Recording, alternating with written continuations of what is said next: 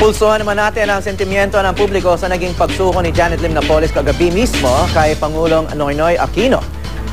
Hindi raw matatahimik ang news scooper na si Lea Saldaña Coronel hanggat hindi pinapakita sa publiko si Napoles na nakaposas. Paalala ng Twitter user na si Cafe Vida, huwag kalimutan na bukod kay Napoles ay may mga ahensya rin ng gobyerno na dapat magpaliwanag ukol sa sinasabing pork barrel scam.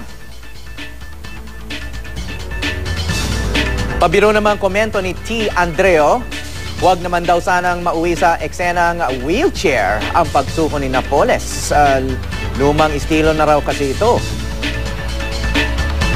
At ani may Zamora, tiyak na inspirado ang mga taxpayer na magtrabaho ngayong araw.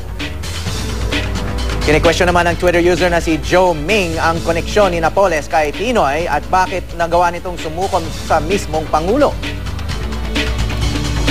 At para kay Nel Rose Silvestre, huwag daw sanang gawing state witness si Janet Napoles dahil obligasyon niyang ituro ang lahat ng taong sangkot sa issue.